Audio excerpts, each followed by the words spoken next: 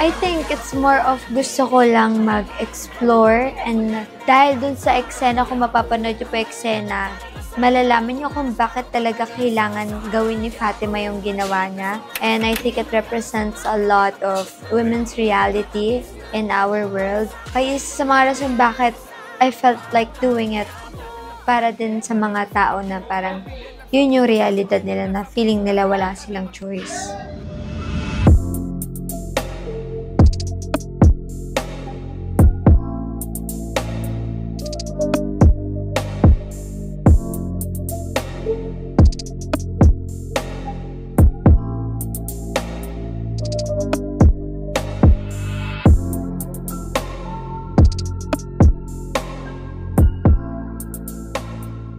Of course, nakakakabag gawin yun. First time ko lang kasi gagawin. Doon naman sa pag-aalaga sana ng mga tao, gumawa talaga sila ng safe environment for me. Felt really safe naman that time. Thankful din ako kay Jake kasi kinakausap niya din ako para di ako mailang. Sila direct, kinakausap lang din nila ako para hindi ako masyadong matense.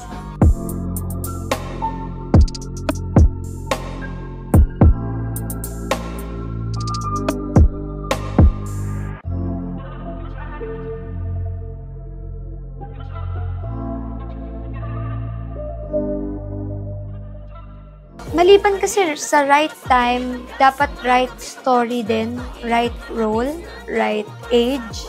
Pinaghandaan ko siya, kinausap ko mama ko, friends ko, mangi ako ng mga opinion ng iba, advice ng iba. Nagdasal ako kay Lord if tama ba to, is this the right time, is this the right project. And parang everything aligned naman. So,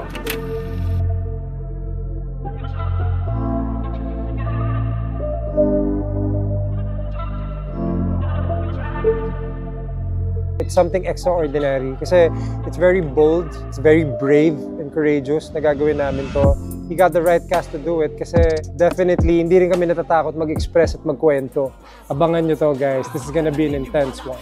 Madami pa kayong dapat pang abangan kay Fatima dahil nagsisimula pa lang ang kanyang storya. Sa mga nanonood po ng Batang Quiapo, maraming salamat po sa pagsuporta ninyo. Maraming salamat sa pagmamahal, sa pagnonood. Thank you so much. Para po sa inyo to, kaya lahat kami nagtatrabaho ng maigi at ng masipag para po maging maganda ang itong show para sa inyo lahat.